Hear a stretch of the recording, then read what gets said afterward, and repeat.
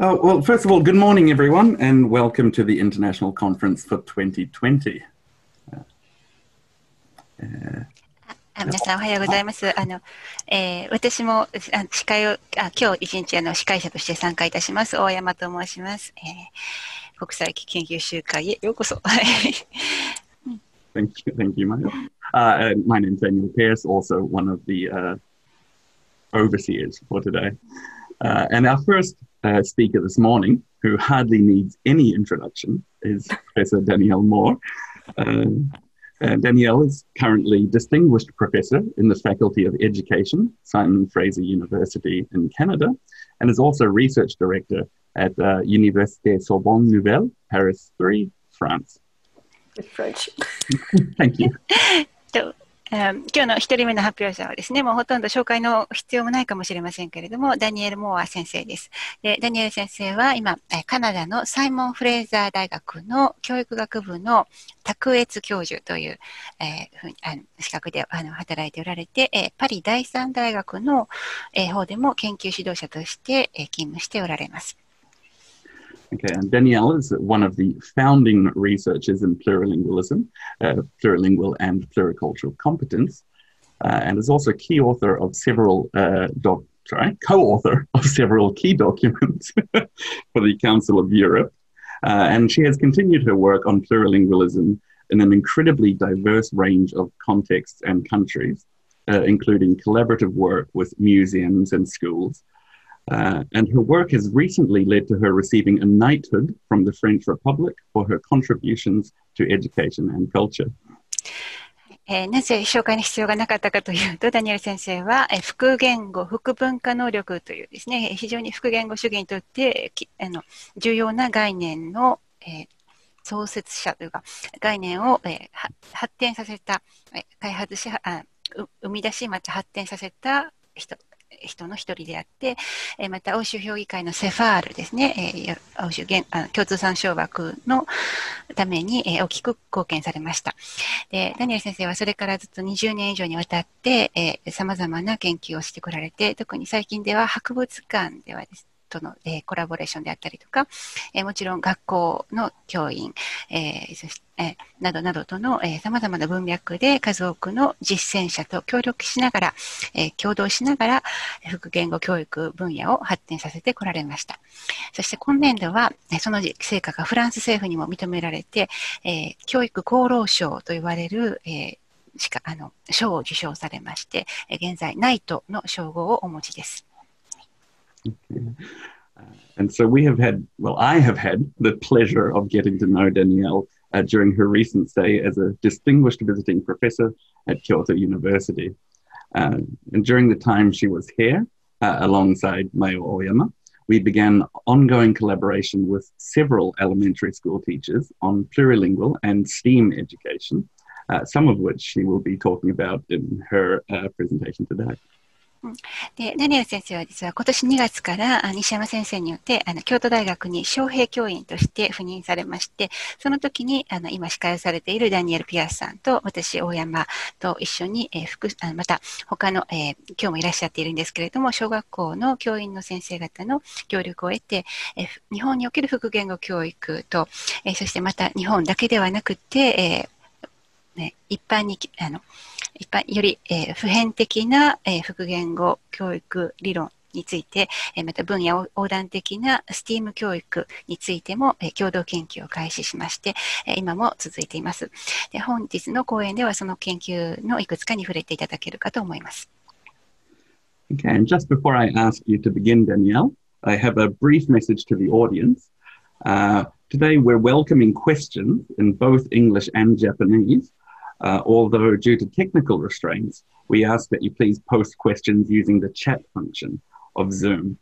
At the end of the talk, our discussant, Professor Junko KIYOTA of Ritsumeikan University, will first pose some questions of her own to Danielle before selecting some questions from the chat. I don't think we will be able to take up all of them. はい、まもなく講演が始まるんですけれども、参加者の皆さんに案内があります。最後に20分程度の質疑応答の時間があって、まずは指定討論者をしていただく立命館大学教授の清田淳子先生に質問をお願いしています。参加者からも質問を受け付けてまして、そちらは、そうですね、日本語、英語、フランス語でももちろん受け付けるんですけれども、技術的な関係で直接声を出していただくことができないので、Zoom のチャット機能ですね、を使って質問やコメントをいただければと思います。全部は採用できないかもしれませんけれども、とてもコメントなどもいただけると喜ばれるかと思います。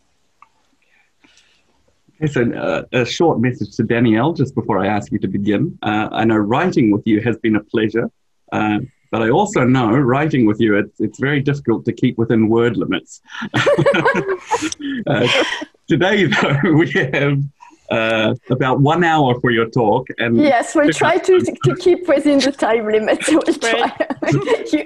You'll keep a check on me. I will send you a chat about when you have about 10 minutes left. And if you don't notice it, I'll wave my hand. Yes, maybe you can wave because I may not see it. Okay, thank you so much. Okay. So, Danielle, it's been an honor to introduce you and to work with you this year. And so I'm very excited for your talk today. Well, thank you so much. Thank you so much. I'm so excited to be here with everybody. And I would first want to thank so much Noriyuki Nishiyama-sensei because he invited me to Japan again. And I had the pleasure to be able to spend 5 months. Not that it was planned like that initially, but things were like the pandemic forced me to stay, and I was so thankful for that. And it was a wonderful, wonderful stay. So I'd like to thank him for his invitation as a visiting scholar in the spring of 2020 for those 5 months in Japan, which allowed me to work with amazing students and colleagues and spend time in classrooms, notably with Yuki Sensei and Kana Sensei, who I really want to thank a lot again, and their students as well to welcome me in their classrooms. And of course, to my colleagues, Mayo, Oyama, and then Pearce, who've been absolutely amazing as well. And I would like to also to thank Professor KIYOTA Sensei, who's going to play my discussant today. So I'm going to try to share my screen. Is it working? It's working brilliantly. Perfect. So I'll try to make you a bit smaller. Okay, so my talk today, well, this morning for you, tonight for me. You probably see that it's already very late for me. It's getting dark. Well, it's not very late, but it's getting dark. So my talk today with you that I wanted to share is called Intersecting Plurilingual Pedagogies with CLIL, Content and Language Integrated Learning, and STEAM, which stands for science, technology, art, math, and literacies. So I put it together, and it gives pastel, which is a word on the word in French because it's a form of art. So it's plurilingualism, art, science, technologies, and literacies. And the whole idea of intersecting those threads is to connect educators across contexts, families, and communities.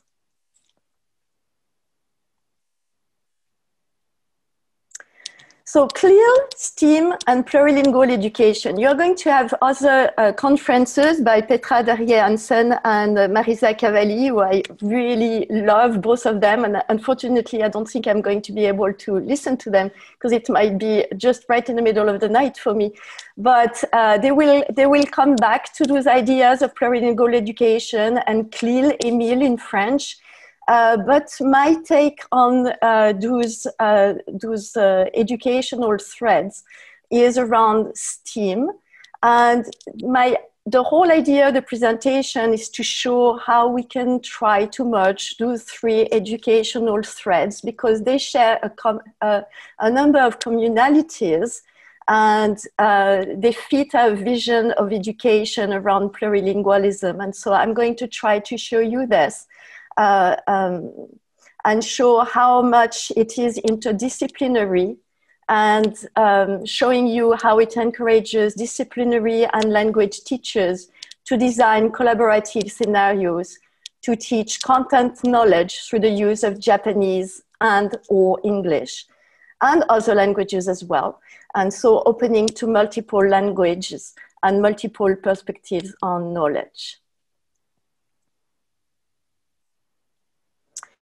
So PASTEL, plurilingualism, art, sciences, technologies, and literacies.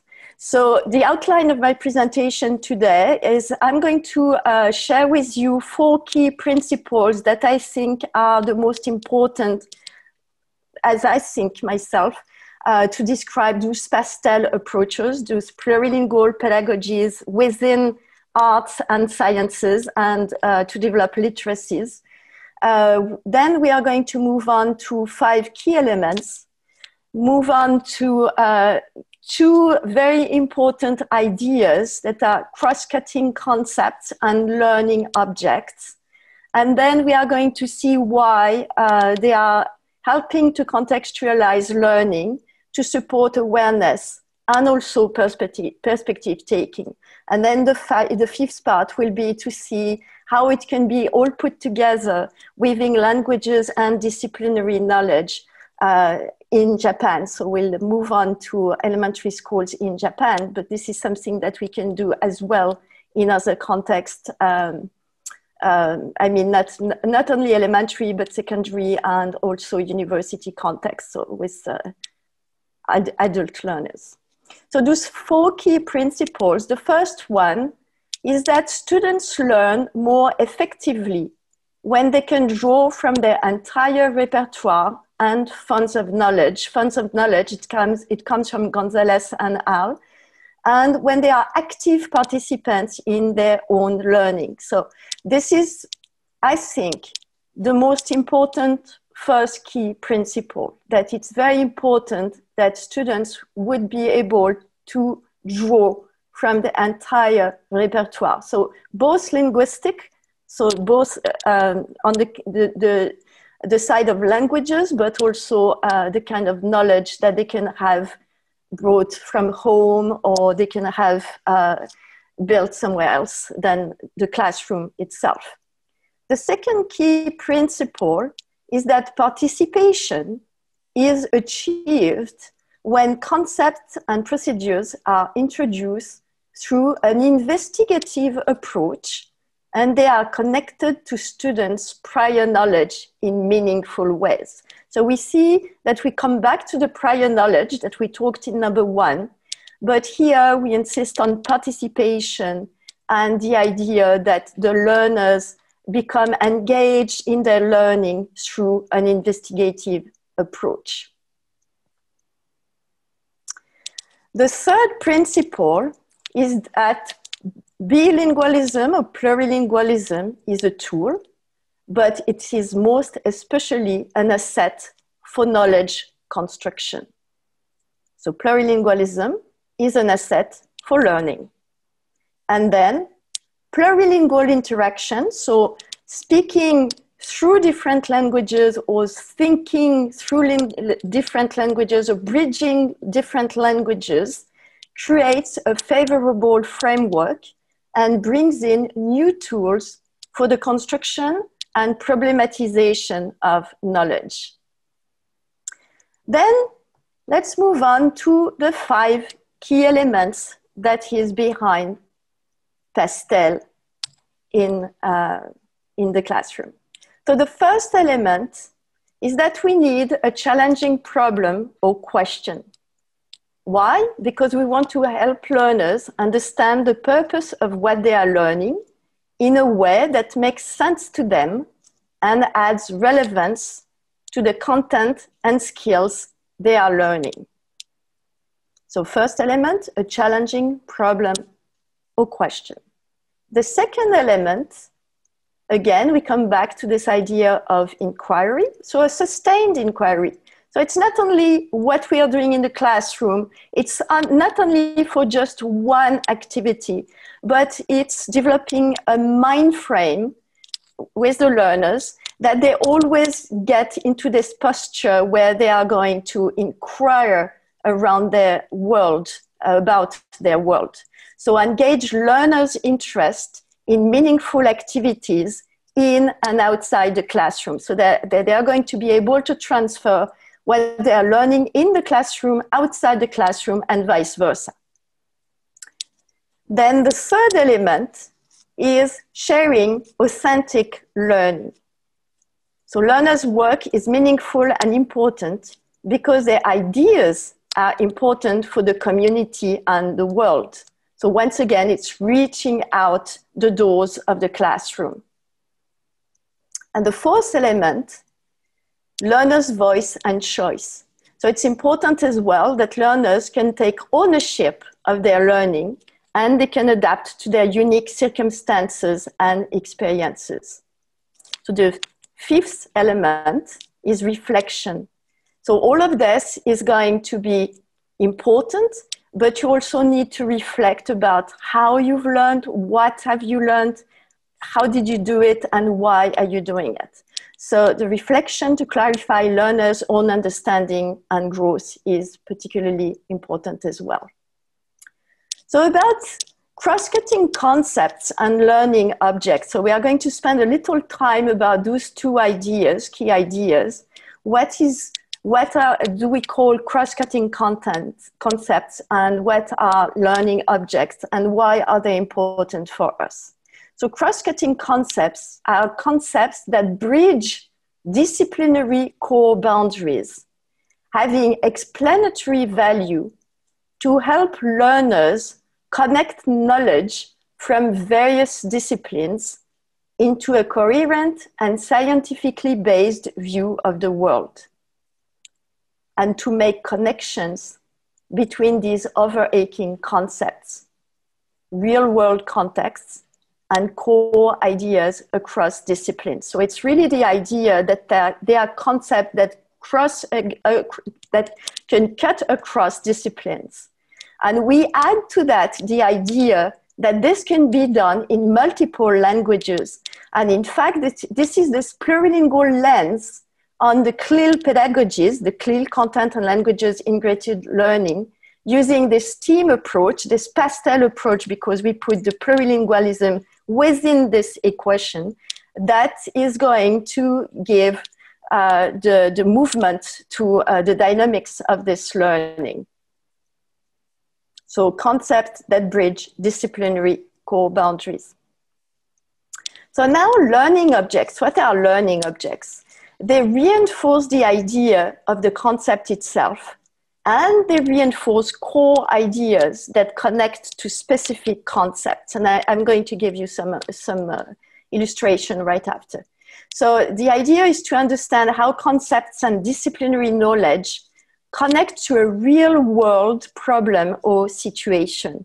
And this is through this means that we are going to cultivate creativity and contextualize learning. So looking at objects as learning activities, learning objects. So let's see where it comes from. It comes from what we call material culture and working with artifacts. So what meanings do objects carry from different perspectives and viewpoints? So material culture refers to the corporeal, tangible objects that are created, used, kept, and left behind by people.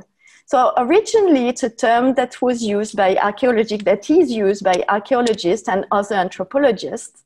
And for us, what we take from that in our educational process is to focus on the meaning of the objects. So how we use them, how we treat them, what they say about us. And as you will see, some objects reflect family history, status, gender, national or local, and or group personal identities. So the way we are going to see it, we are using objects as learning ways to understand or to reflect about our family, our status, what is our identity, whether it's personal, whether it's national ideologies, for example, or local identities. Let's take an example. An ink pen, because I'm a French person, an ink pen is very important to me. When I was in Japan, I realized that it is important to a lot of people as well. But here in Canada, people do not use ink pens. So I have ink pens and I find it very difficult to find ink. I usually have to order it online or order it especially for myself because nobody uses an ink pen. So in fact, it looks like it's an easy tool. I mean, it's just something to write, but it's way more than that. It's got culture, it's got very important ideas with it. So objects carry culture with them. They are symbols of social identity that may persist through multiple generations. You carry an object is important to you because it comes from your grandfather or it comes from your grandmother. And they can also be learning, teaching tools. And they are traces that have established narrative associated with them. Like I was very surprised when I was in Japan that I had to get a stamp, and that a stamp was the most important thing to sign official documents, because in my culture in France or in Canada, I had never experienced that before. So we see they seem to be very normal objects, like everyday objects, but they carry a lot of meaning, cultural meaning, and they construct our identity. So contextualizing learning and understanding multiple perspectives is very important when we work through plurilingual lens, because we need to learn to adopt somebody else's perspective. And so we need to develop that awareness and bridging and braiding narratives together. And that's a picture I took when I was in Japan, and I showed it to my students in Japan and then back here in Canada. And everybody laughed very, very much because we had completely different understandings of what that might mean. And when I saw that, when I was taking a hike through Kyoto last spring, I saw this beautiful stone all wrapped up on this path. And I could not interpret it at all. And I thought, oh, well, it must have some philosophical meaning, maybe Zen meaning, or I don't know. And I thought maybe it means that when you have a stone on your way, it comes with a silver lining. It might be, it looks like an obstacle, but in fact, it might be a present from the sky or something, you know.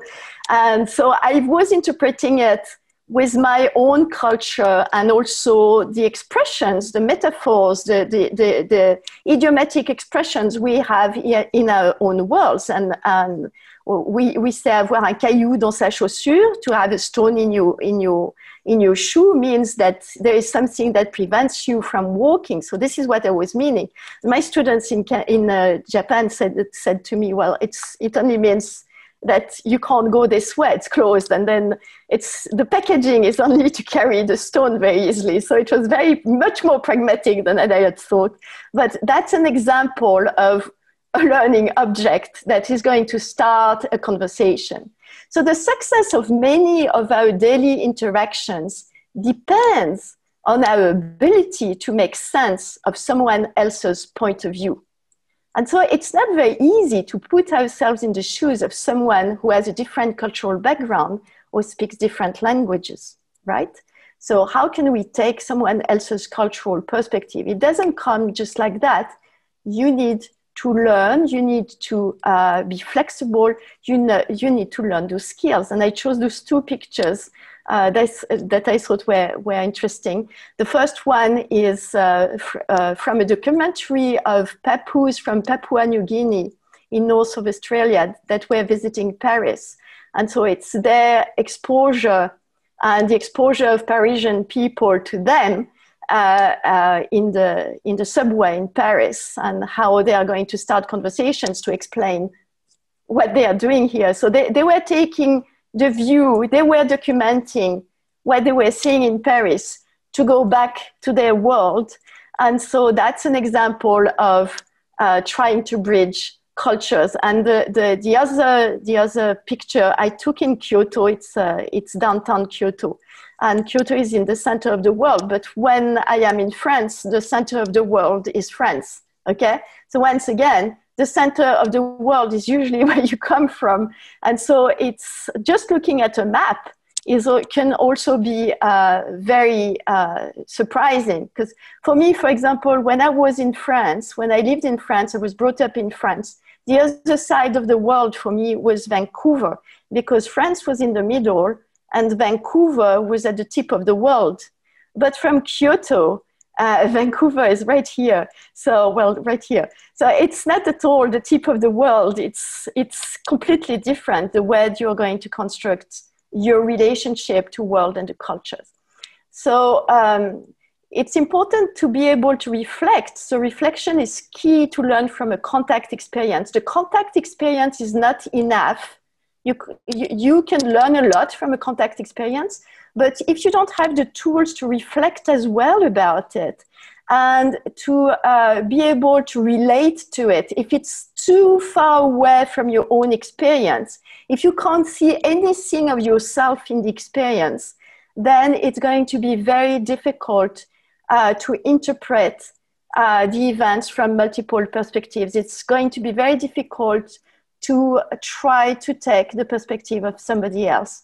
And when you do that in multiple languages, it can help you do that decentering movement that is going to help learning from the contact experience. And that's an example of this need to contextualize learning and support awareness and perspective taking. So that's an illustration that we have just experienced between my students at university. They are in a PhD program right now. And what they have to do for their assessment, they have to think about critical issues through their documenting linguistics landscapes in their neighborhoods. And that's a mural that was taken by one of my students, that PhD student, who is a specialist in history. And so she was interested in images and murals rather than written words. And so, but it's still part of the linguistic landscape because it's there, it's on the walls. So André took that picture, André Thibault, and then because she thought it was very Japanese, we shared that picture with Mayo, OYAMA, and Daniel Pearce because I was working with them and they wanted to share that, and they were going to give a talk with my students. And so my students wanted to share that picture with them to say, okay, so this is a representation of Japan in downtown Vancouver near Japanese neighborhood. And it was very interesting because their interpretation of that mural was that it didn't look that Japanese to them. And so they gave it to several different people. And I just gave one example here because it's kind of interesting and it's funny. And then I shared that with my students back. And so it was quite interesting. And I'll let you have a look at what the president of the game enterprise in Japan said about the picture. I'll let you look at it. So the people have octopus-like tentacles, which is creepy. Nonetheless, you get an optimistic impression from this painting. Maybe it's because the situation looks like a tea party. I don't know what kind of intention the creators had in mind, of course. A mural is something that people who live near it see every day. And the meaning will change according to the person's state of mind and their life stages. And that's very insightful, right? And so that's an example of how we can contextualize learning. And I'll show you at the very end of the talk how we are starting to do similar work with Japanese classes just currently. So using the linguistic landscape, so this is kind of a learning object. It can be taken as a learning object. Is a pedagogical tool that allows for a multimodal, multisensory learning experience and text-to-world connections. And it enables greater awareness, cross-cultural awareness, and creative analysis around social language use, symbols, metaphors, etc. And again, here we can see three key factors that are at play: the engagement with local practices, the researcher agency, and what I mean by researcher here is not only us as researchers or scholars, but learners in an investigative posture, they become researchers, and the physical immersion within the intersection between theory and lived practice. So what I hear very often when I speak about those things is people say to me, well, yes, this is plurilingual education is very interesting and it's valid mostly in multilingual context. It's been developed in multilingual context. It's valid in multilingual context. But when we teach only one language, or if we are in a context where that is not very multilingual, multicultural, it's not that important. It's not that easy to do. And I just wanted to show you that this is not the case. And so now we are moving on to doing pastel in Japan. And I'm going to show you some very quickly. So I'm very sorry because it's just a glimpse on the richness of what I have been seeing in the schools here. And I apologize that it's going to be just so quick and so not as beautiful as we can see in the classrooms. But this is an action research, a collaborative action research that we have been starting, that had been going on, and I've been lucky to join with a couple of amazing teachers, Kanai Rizawa and Yuki Kitano, and I'm going to share some of the practice of Yuki Kitano sensei in just a minute. And we already have 2 articles that are published, one in French and one in English. In about 2 weeks, the one in English is going to be online, and they are both online freely. So if you look for them, you could be able to read them if you are interested. So one is about language biographies and how to use language biographies of the teachers and of the learners as a way to reflect about our trajectories and how we are going to connect that to learning. And the second one is more about plurilingual education and multi-perspectivity in learning, and about what I'm going to talk right now. So around one particular practice with the classroom of Yuki Sensei.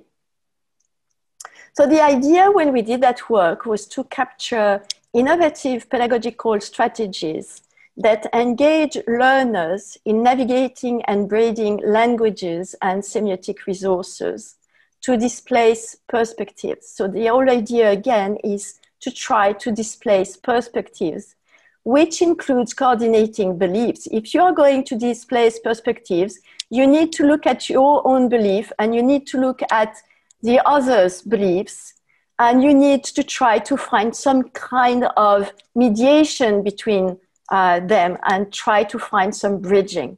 So it's going to help develop an awareness of the other one, other people, other perspectives. And also to resituate the teaching of English as a world language in a more complex and multifaceted way. And so the way we work with the teachers in the classrooms, we do audio and video recordings, or they do audio and video recordings of their classroom interactions.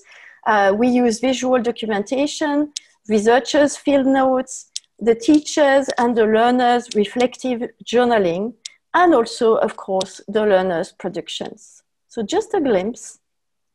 So the project targeted multiple classes and grades of learners working together And the interactive activities were offered during English and other subject classes conducted in Japanese, as well as bilingual culinary workshops.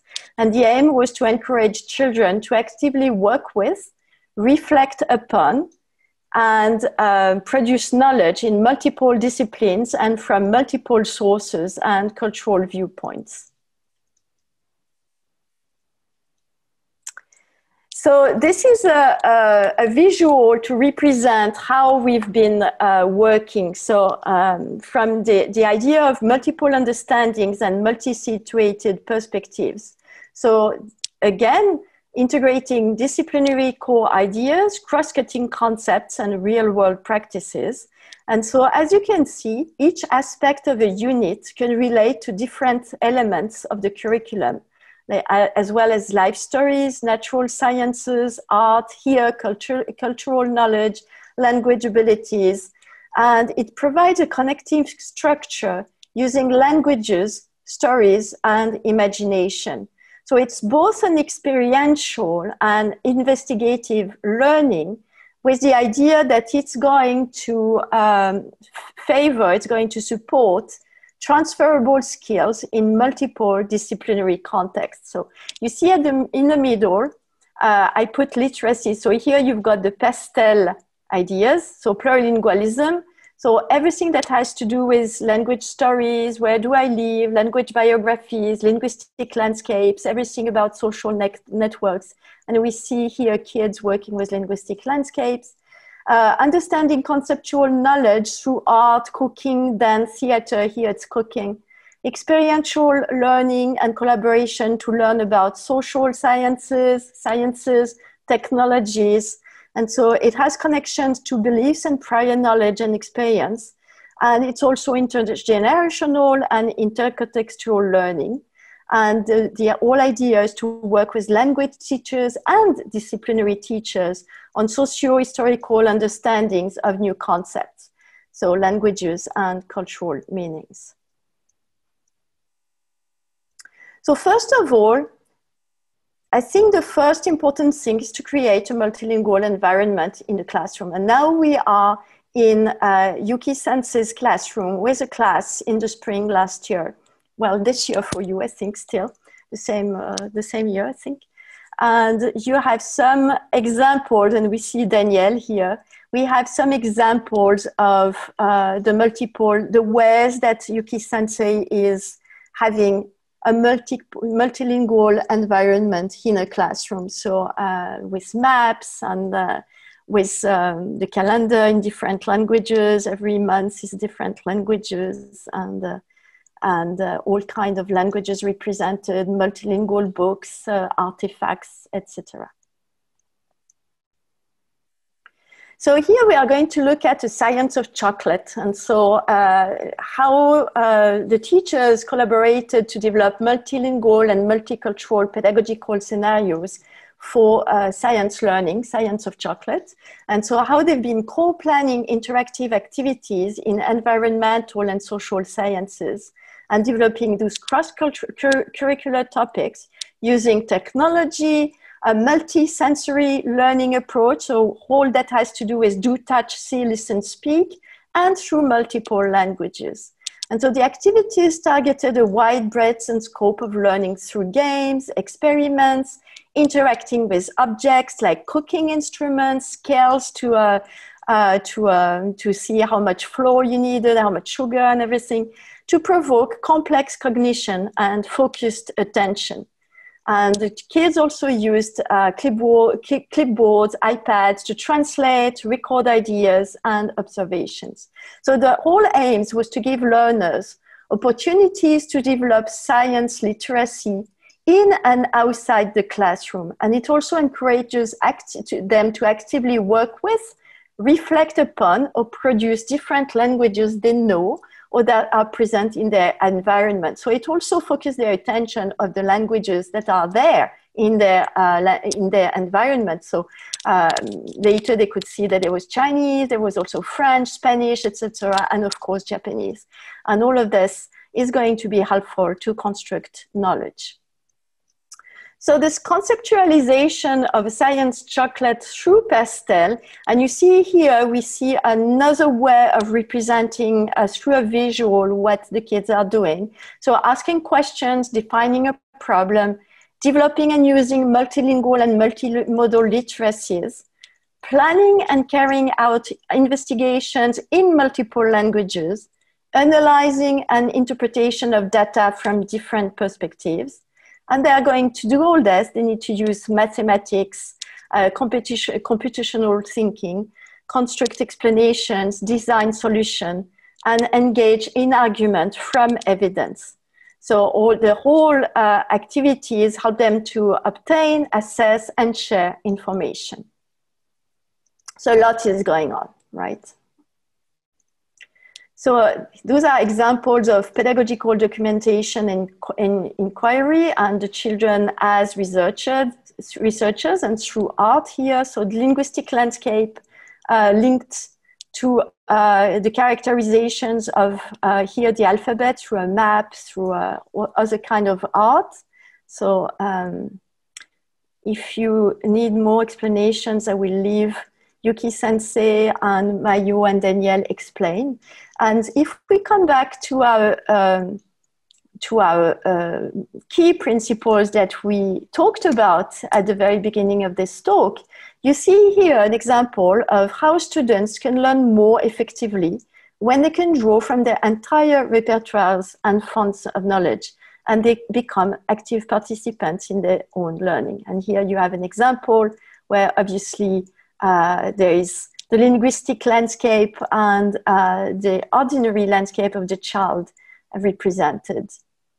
So all of this is going to be linked to things that are normal, ordinary for the children, like understanding local transportation and other writing systems. So here you see Yuki-sensei engaging both from working with art and drawing a bridge with the alphabetical systems to learn English or French or Spanish, etc.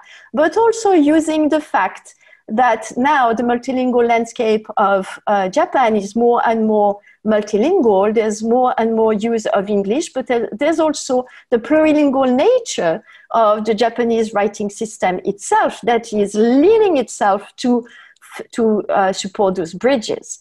So you see here an example of integrating plurilingual language awareness, language learning, literacy, and art. And here I think it's the name of a train station near where the children are living. And another key principle that we expressed earlier was the idea that participation is achieved when concepts and procedures are introduced through an investigative approach and are connected to students' prior knowledge in meaningful ways. And of course, every child eats chocolate, but do they know how to make chocolate? Do they know where it comes from? Do they know the child labor that is, how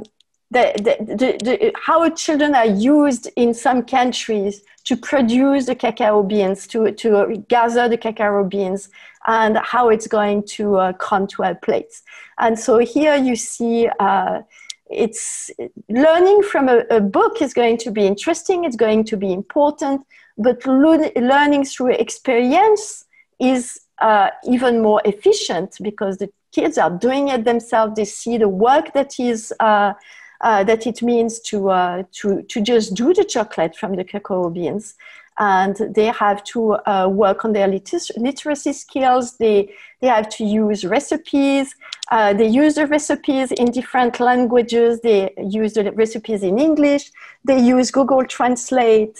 They use their iPads, they use their phones to translate. They work in groups to collaborate to translate those recipes into Japanese. And so here we see that navigation through languages to make sense of what they are learning. And we see here an example of how plurilingualism can be a tool and can also be an asset for knowledge construction. So learning with a plurilingual stance, here are some of the children's reflections from Yuki-sensei's class with translation from Daniel Pearce. Thank you so much. So some example, some children said, I was surprised to learn chocolate is made from cocoa beans. I learned that even now, there are children who are working. I felt chocolate tastes better now, because they thought the chocolate was very, very amer. I can't find the word, bitter, yeah. So when we made the chocolate, it had a strong smell of bitter chocolate. After researching, I learned that Ghana is a country that produces a lot of cacao, and that in some places in the world, there are children who aren't able to study.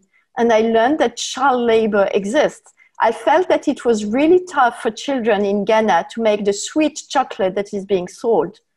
Through making chocolate, I learned that the chocolate I often eat is that hard to make. It was very difficult to make the chocolate. We did participate in that culinary workshop. It was very difficult. I was shocked to learn that we, who don't make chocolate, eat it. But the small children who make the cacao don't get to eat it. I learned that many cacao farmers are children working as child labor. And here you see how a key principle, number 4, plurilingual interaction and reflection, creates a favorable framework and brings in new tools for the construction and problematization of knowledge. We can see that here.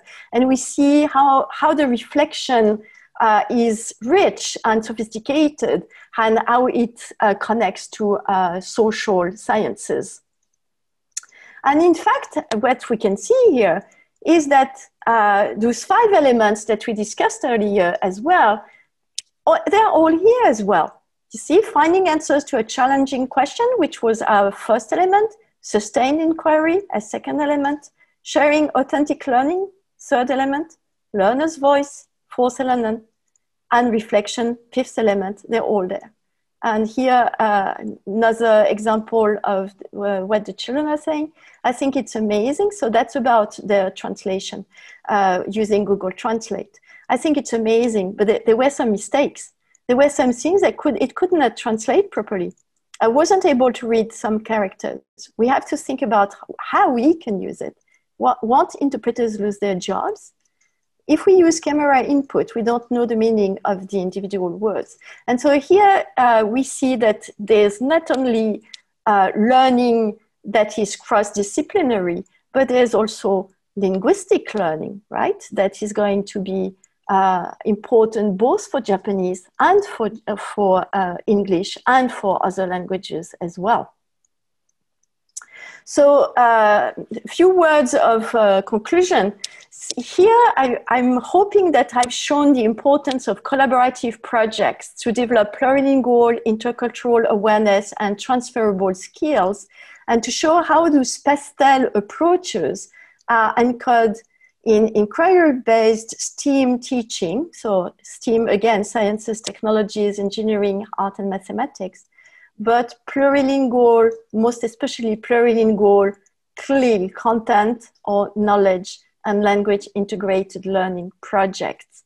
And so those pastel approaches can support projects that can target multiple classes working together, but they can target multiple age groups, and they can be valid, like we have illustrated them through elementary activities, but we can experiment them with universities and secondary schools as well.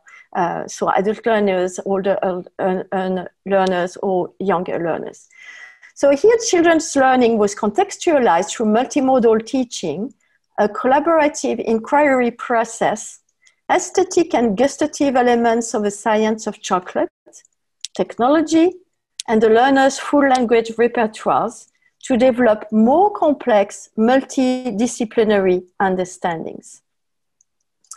And so this asset-oriented perspective on education is absolutely key to support shifts in learners' identities, in their abilities to develop plurilingual and intercultural awareness conducive to critical thinking around social issues, such as social inequalities and human rights and civic engagement. And now, where are we going with all this? This is a new project, and Moore and Ezeyama is showing a project by Koichi Ezeyama, who is a PhD student of mine, who's finishing his PhD now, yesterday, exactly. So, and who was doing the same kind of work in Tokyo, not in Kyoto or Nara, like we've been doing, but similar work, working with the local linguistic landscape. And so as a way to contextualize experiential learning. So here again, through a collaborative inquiry process, drawing on learners' local knowledge, their imagination, the aesthetic, sensory, and gustative experience of knowledge.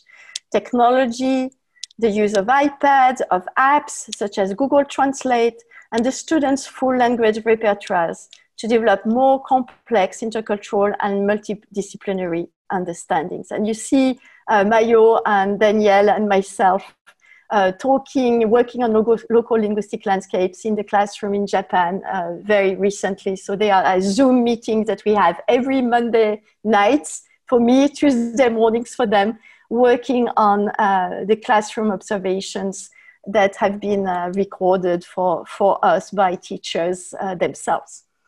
So here, this is where we are going next now with those projects, working on the local linguistic landscapes and collecting data with children as social inquirers. And a lot of you are going to recognize that science in Nara, which is absolutely tremendous. And if we had time, we would look at some videos. And as you can see, they are in Japanese, using some English at some points. And here we've got, thanks to the work of Dan, we've got the translation. So it's also easy to use as examples in English. And that's very interesting because I took that picture, the same picture, years ago at another occasion. I was in Kyoto and I visited Nara. And of course, those little QR codes did not exist at the time, but now they are used to translate in many more languages than the ones that are present on this signpost. So why working like this for learners? Because they learn more effectively when they can draw from their entire repertoires and are active participants in their own learning. And we see we are getting back to those key principles that we developed earlier. And for teachers to develop resources, collaborate with their peers in various languages locally, so with schools, parents, communities, but it also helps them develop an identity as researchers and become part of global networks. Like those teachers, they are now collaborating between themselves, so at the level of Japan, but they are also in conferences like ours, that are going to connect them with the entire world, not just Japan or Europe, but also North America and Asia more generally. So a plurilingual lens in teaching and learning can open the space to explore what diverse learners believe and how they talk about STEAM-related content and lived experiences in different social environments and cultural spheres. And it encourages multi-perspectivity, so this ability to adapt different perspectives around knowledge building and reflexivity, the ability to distance oneself from experience and critically analyze its meaning. So all of this is crucial in developing plurilingual and intercultural awareness. And again, I would like to thank my wonderful colleagues, Mayo, Yama, Daniel, Pearce, and of course, the wonderful teacher who had us in her class, Yuki Kitano Sensei, and a few references. And I thank you all very, very much. And I'll try to get out of the screen, and I'm back with everyone. Thank you very much, and sorry that I lost. Thank you. You actually finished 10 minutes early. Yes, good. See, I can do it. I can do it. I went a bit quickly because I didn't know how much I lost in losing my PowerPoint. I wondered how much it took me to come back. Sorry. Absolutely perfect, and thank you for the amazing presentation. Well, there's a lot more to say. Like I said, I mean, the practice is so rich, and of course, you and Mayo, and of course the teacher Yuki Kitano Sensei, who is with us. I can see her. Hi, Yuki. Of course, you will be the best to speak about it. And I just wanted to give an overall a picture of an illustration of what is possible, what we are doing, and how we are merging those three threads, and how it's going to support plurilingual education, and why it is important, even in a context like Japan, that we don't necessarily think of as a plurilingual context right away. Why it is important to work with this, and why it is important to develop multiple perspectivity, what we've called multiple perspectivity or multi-perspectivity, and why it is so important to develop reflectivity as well, because the context experience is not enough. You need to work on it, and the embodied experience, learning experience, the collaboration with language teachers and disciplinary teachers is key. And I know that a lot of you here are also more working with adult learners in universities, but you are both English teachers or French teachers, but sometimes you also teach content. You also teach social issues or sciences or something through the use of English or through the use of French as a foreign language. And so this connection is there as well. And the linguistic landscape, I showed this example because we are working like that. When I was in Japan, that's what I use with my students in my class at Kyoto University. And this is what I'm using now with my class as well in Vancouver. So they are adult learners, they are in master degrees, they are undergraduate, they are in PhDs.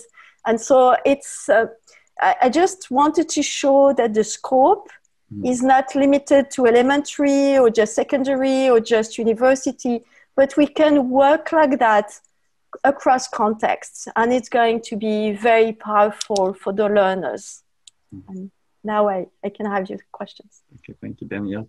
I'll come to Kyoto Sensei in just a moment, but thank you for your added comments at the end there. I think it's quite revealing in the sense that looking at some of the content that the students are dealing with, these young learners, at first glance, it might seem like it would be easier to approach these with much older learners, university students or perhaps high school students. And it's really quite incredible the level of content that the younger learners are able to engage with. So thank you very much for showing. じゃあ、清田先生、そして討論の方お願いできますでしょうか。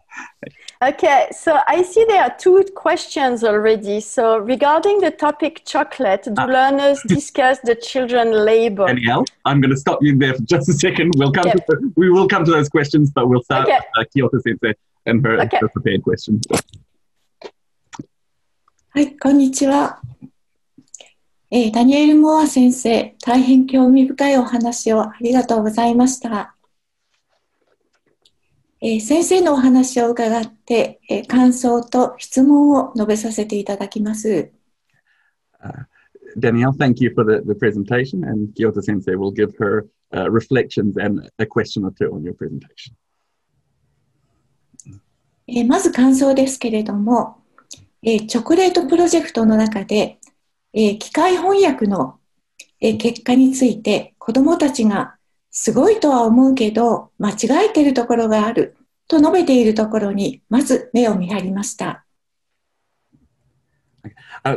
first of all, during the chocolate project, the translation machine and the students' reflections on that, Kyoto Sensei was drawn to the comment that, you know, the children thought it was amazing, but there were some mistakes in the content. So, というのも、ここでは子どもたちが、自分の母語である日本語をメタ的に捉えているということがわかります。And she sort of saw that as a bit of evidence of the children becoming able to take into account their own mother tongue, Japanese, in kind of a metalinguistic way. Yes. さらに、テクノロジーの限界を指摘するのにとどまらずに、間違えているところについてより良い表現を探しているという点に感心しました。このプロジェクトは子どもの第一言語、日本語ですね、の向上にも寄与しているんだということが分かりました。Okay. And she was also impressed by the fact that children weren't just pointing out flaws in the machine translation, but also that they were searching for better or more accurate expressions. And it sort of showed how this sort of activity can contribute to their mother tongue learning as well, or their first language. もう一つの感想です。それはチョコレートを作っている子はチョコレートを食べないということへの子どもたちの気づきについてです。Her second point was the children's noticing that the children in Ghana who produce the chocolate aren't able to actually enjoy the chocolate as they do. このような気づきは、例えば、ガーナの児童労働の映像を見たり、本を読んだりすることでも獲得できるかもしれません。And, you know, this is a type of noticing or type of learning that the children could achieve by just reading about it or perhaps, you know, watching videos on the problem. However. けれども、映像を見て分かったというのと違うのは、自分たちで苦労してチョコレートを作ったからこそ、その経験を通じてガーナの子どもたちの現実に身をもって迫っているんだと思いました。But the fact that the children actually engaged in making chocolate themselves and, you know, the effort and the struggle they had in that process and that experience, Yes. Through that experience, the realities of the Ghanaian children became a much closer, perhaps more personal thing for the children. チョコレートプロジェクトが物の見方を変えるというご指摘、深く納得しました。And so Kyoto Sensei's last comment there is that in terms of changing perspectives of the children, or developing that change in perspectives, she feels it was, how do I say, not English. She really felt that through the presentation that you gave today. ありがとう。さて、その上で、一つ教えてください。このようなチョコレートプロジェクトを行うにあたって、学校の先生方は、教員同士、先生たちの共同というのをどのように作り上げたんでしょうか。つまり、このプロジェクトを私もやってみたいと思ったとき、英語の先生、家庭科の先生、あるいは他の先生たちとどのように一緒に共同していけばよいのか、その手がかりを教えていただければと思います。よろしくお願いします。Okay, thank you, Kyoto Sensei. So Kyoto Sensei's question there was, for projects such as this chocolate project, how was this collaboration between the teachers of different disciplines developed? So in other words, for teachers who are looking at this project or listening to this presentation and thinking, you know, I would like to engage in a project like this. So English teachers, home economics teachers, other subject teachers, how should they go about building this collaboration? Is there any hints that you can give us there? And that's Kyoto Sensei's question for you. So can I respond now? Yes, please. Okay. So first of all, arigatou gozaimasu, Professor Kiyota. Thank you so much for your remarks and your questions. So yes, I completely agree. You pointed out the metalinguistic awareness and the fact that working this way not only supports English but also supports Japanese, and the need to be precise with the language is going to feed both ways. So I think that was very important. And you used the word in the translation in English was noticing. And I think that's a key word, noticing. We are raising their awareness and we are encouraging them to notice. And that's in the noticing that the learning, the appropriation is done.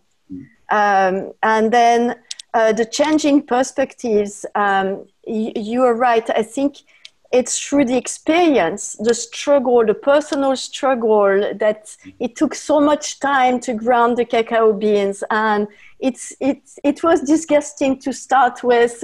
We have a picture, we have a little video of a kid when they started trying the product that they cooked, the cocoa beans, and they realized how bitter it is. They're just going like this. And it was just an amazing learning experience. At that point, the learning experience was totally amazing. And of course, they could have learned it through watching videos, and they did. They could have learned it through looking at books and manuals, school manuals, and they did. But it becomes real and it becomes personal when it's embodied. And that was the culinary experience. That is when they are struggling themselves and they have their personal experience. This is when it's truly changing their perspectives, I think. I think at the beginning, they just start, okay, child labor, that's very sad. Okay, they don't eat the chocolate. Ooh. Well, do they even like chocolate themselves? Maybe not. It just remains an intellectual problem, and it is learning, but it remains. It's not something that is part of their lives. It's somewhere far away. It's Ghana. We've never been there. We'll probably never go. It's very far. But then they have that experience, and then all of a sudden it becomes their own experience. They are working hard to make it, and they want to make it good. They want to make it well, and they're using English and Japanese to do that. They are navigating languages. They are using iPads. They are using phones. They are using Google Translate and everything. But they are working, and they are collaborating together, and they are sharing experiences, and they are sharing knowledge, and then the problem, the issue becomes real for them. So I think, yes, this embodied experience and this reflection around the embodied experience makes the entire difference. And then your question about how teachers build those cooperations, then I'm just going to say a few words, but I think Yuki Sensei is the best person to answer, as well as Danièle and Mayo. But just from my experience of working with networks of teachers around different parts of the world, like Daniel said at the beginning, I work with French teachers scattered around North America. So they work in the French system, they teach in French, but they are either in Canada or the United States, in the French schools, so usually bilingual, because they have to learn English as well, and they're often coming from different backgrounds. But for those collaborations, we are using a network of teachers. So it's through the network, the associations of teachers that are already in place. And we also need to work with the school principals. So the teachers who are interested in those projects, they need first to reach out to their principal, the school principal. And they have to enroll the school principal into wanting the school to work like this, or thinking that it's a good way to work. So you need to have the right arguments to show why this is important. And sharing those arguments, sharing this knowledge, sharing those resources, showing that other people are doing it and the results that they are having as a showcase, I think is very important to convince first the principals, then the parents. The parents need to think it's a good idea, and your colleagues, because to do that by yourself is very difficult and not very stimulating. What is stimulating is to be able to work with the language teachers, the other language teachers, to work with the disciplinary teachers, and to have that collaboration within the school, and to have the collaboration possibly with universities as well, because they can give the support to develop resources. So we never start from scratch. We always start from what the teachers are already doing, and we expand from there. We find ideas, we see what they're interested in, what they want to do, and then we think together. So it's like a think tank, and we have like mediators. Like, for example, I can't meet with teachers very easily from Canada now. I could go and visit the schools, but not now anymore. But I visit them through the recordings that are being made. And sitting with Mayo and Daniel every week, looking at the recordings and discussing them. So they translate, we discuss the meaning and everything. And then they go back to Yuki Sensei, they go back to Kana Sensei and to other teachers, and they continue to enrich their resources and their methodologies and how they work.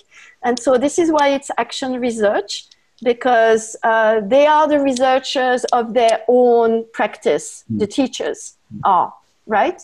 And so we could not work without them.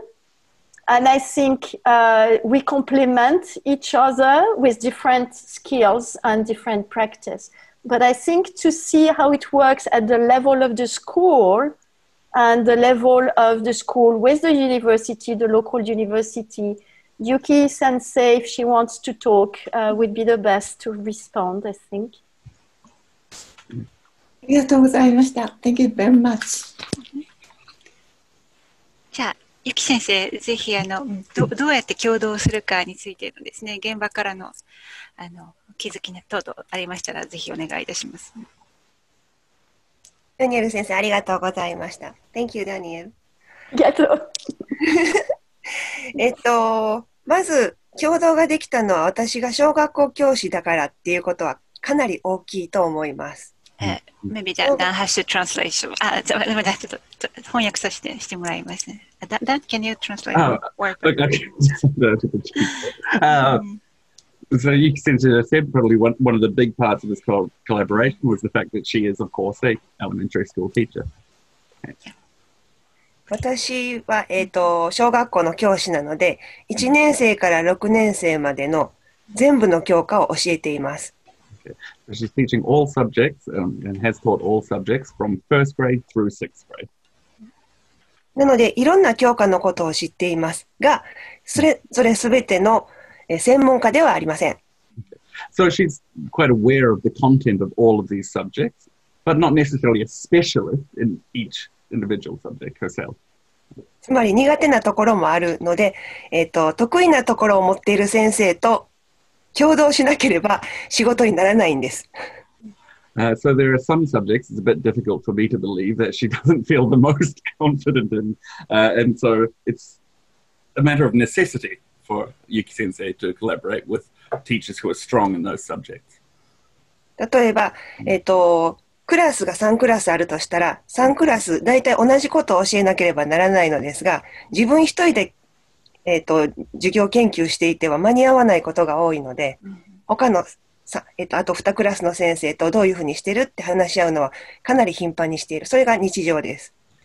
So for instance, if there are 3 classes, they have to teach roughly or cover roughly the same content. And so if they're doing sort of reflection or a research on their own practice themselves, there just simply isn't enough time to cover it all. And so interacting with other teachers, sharing what's going on is something out of necessity and something they do very often.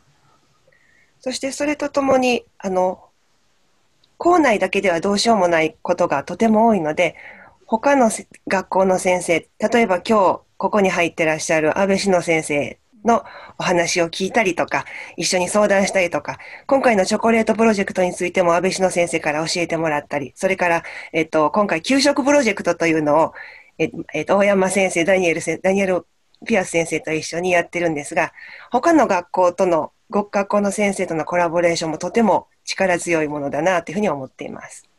And so there are some things that they can't achieve within their own school themselves, and so collaboration with other schools and with outsiders is also absolutely necessary. It's important. So she mentioned one of our guests today, Abe Shino Sensei, who's here, who actually, I believe, started with Chocolate Project herself, and so collaboration between Yuki Sensei and Shino Sensei there was one of the key things. I might have forgotten something you said, but this collaboration with other schools and people outside the school is also a really key element and very encouraging, she says as well. And you mentioned the Kyushoku project. And so, for instance, right now, Oyama-san and myself are assisting Yuki Sensei in a project called the Kyushoku project, in which each month they introduce foods from various countries around the world, and they have people from those countries give explanations about the food, the history and the culture in Japanese, and also display various objects and artifacts from that country for the children to interact and also speak in different languages. And also speak in different languages. Because you spoke in Maori in the presentation of New Zealand. Yes, I did. And because this is one of the questions we have from the floor as well about the other languages. Yes. So, Yes. Maybe we should move on to the questions raised in the chat room. Okay. Thank you. Arigato. ありがとう、ゆき先生、ありがとうございました。Yes, arigato gozaimasu. I think one of the questions, so the child labor, we already responded to this one. I think the question from Taiko Nasu. Nicholas Wilson, hi Nicholas, I think you are the one who wrote about the mural, right? My students absolutely loved it, but I didn't have enough room on the slide to have both examples. So thank you so much. So yes, it's true that the policies is not really there, but I think what we've been doing, we've shown that it's possible to work like that within the framework that Japan has, and now with the push for English being taught at all levels since 2020, I think it's an amazing opportunity, and also this is where we don't want to miss it, because it would be easy to just fall and say, okay, we just teach English. But that's where we can easily, well, not easily, but we can push and have those other languages included as well. And this is where the linguistic landscape, the work on the linguistic landscape is interesting, because the linguistic landscape makes that link with other languages other than English. And also the Olympic Games is just a wonderful opportunity, because all the new signage, and so even in terms of history, for example, if you're interested in history, you can see the signage before people were engaging with the preparation of the Olympic Games, and now the new signage that's got all those new languages, and that are going to be different depending on where people are situated. There's also a new awareness of indigenous languages in Japan, like Ainu in Hokkaido.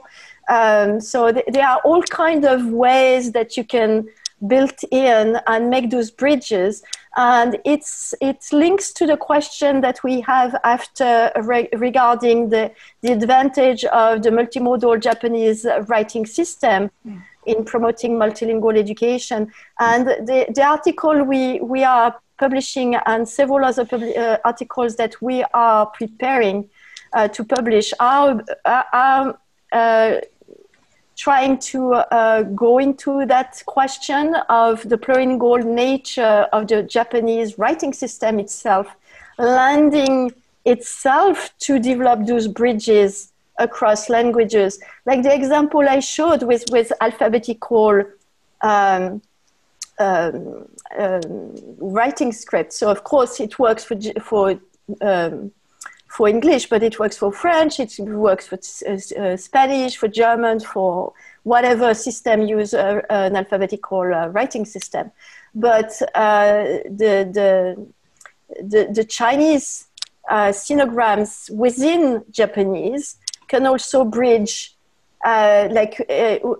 you probably didn't have time to see, but some of the things that the kids were saying when they were looking at the linguistic landscape and looking at that Nara, the sign in Nara about the deer, they were saying that they could recognize some of the Chinese because they could recognize the sinograms, right? They could recognize some Chinese characters, and they could see that maybe they're a bit different, maybe they are not in the same order and everything. But then it's going to trigger their language awareness, right? Mm. And so what we can see is that they are making bridges with not only Chinese, but maybe Korean, maybe Vietnamese, maybe other languages.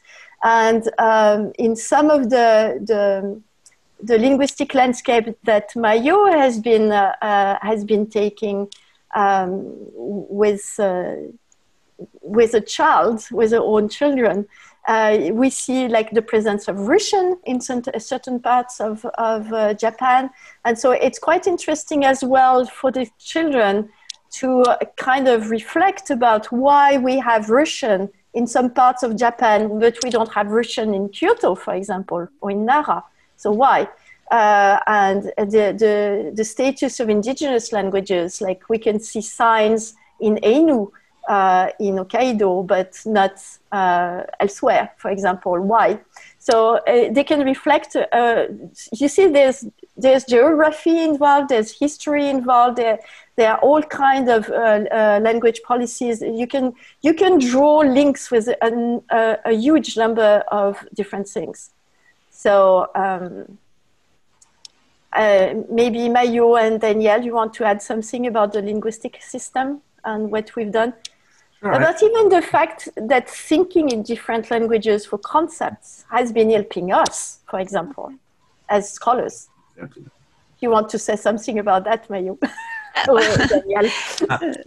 あと3分なので。3分。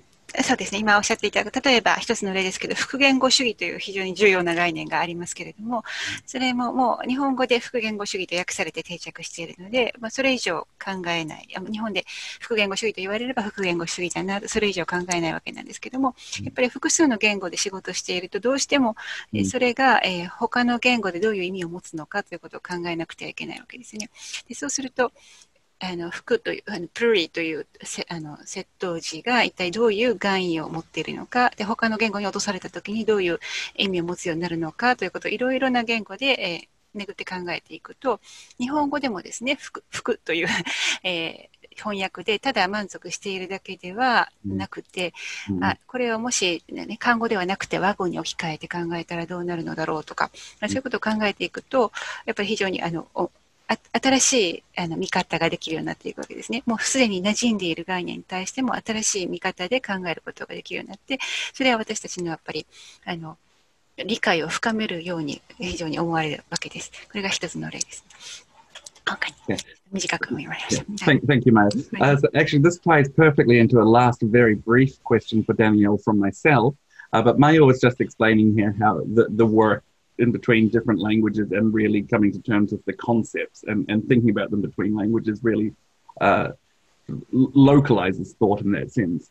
And that actually brings me to a question I wanted to ask you, a follow-up from your first answer here. When you talked about, from Kyoto Sensei's question, when you were discussing some of the students' learning and that you're picking up of the word noticing, and this noticing leads to appropriation. You use the word appropriation. And just, you know, to be very specific with terms and working within different languages. That in English, that can be quite a taboo word these days with cultural appropriation and that sort of thing. So perhaps you could clarify that. Sorry, that's a very interesting one because, of course, I was thinking of appropriation in French in my head. So not appropriation in the English way that's most that at this time means taking away the culture of somebody else and taking it for ourselves, was for our own profit. The idea of profit is very important, because otherwise, I mean, when we talk about plurilinguaging, translanguaging, meshing, navigating, the profit is learning. It's not making money profit, right? Maybe at the end someday, but not now. No, I was thinking about appropriation in the sense of like really experiencing learning and learning. So everything that has to do with learning. So appropriation. In French, we make the distinction. We try to use appropriation to go away from acquisition. So the idea that it's lifelong learning and all of this. So this is what I meant. What I meant was that when there is noticing, there is a sequence. The sequence where we notice triggers the possibility to learn. So it's like lights going on, like highlights, you know, like, and we think, okay, we need to work on this. We did not understand this word. And sometimes when we do it in our language, it's not very easy to realize we don't understand what it means, because we think we understand because it's our language, and we miss the fine layers. But if we have to do it in another language, and then we have to understand really what it means, and so this noticing and this peaufinage, I don't know how to say that in English, like going very smooth, very like going in details, fine-grained, then it's linked to noticing, right? And so this is why also experiencing contact and everything is not enough. You need a reflection, because the reflection helps the noticing. Okay, so we see that we are always going back to those key ideas from different angles. Thank you very much, Danielle. And so with that last question, we've just gone a couple of minutes over time. So to finish up this session, I want to say, first of all, thank you very much to everyone who assisted in this. KIYOTA Sensei, thank you very much for your questions and comments. Also, Yuki Sensei, thank you very much for joining us on the spot. Abe Shino Sensei, thank you for starting up the chocolate project. Mayo, for your comments, questions, and help with everything going on. And of course, the staff for this morning, Danielle, thank you so much. It's always a pleasure to listen to what you have to say. And I think we've taken away a lot again from it today. Well, I have learned so much from you all, and it's just such an honor and a pleasure to work with my Japanese colleagues. And thank you so much for the teachers who've been working with us, because they make our lives just amazing. And it's a pleasure and an honor to collaborate with everybody. And again, thank you so much for inviting me to participate today, because it's a real pleasure to meet all of you. Thank you. Arigato gozaimasu. Arigato. Merci beaucoup. Merci.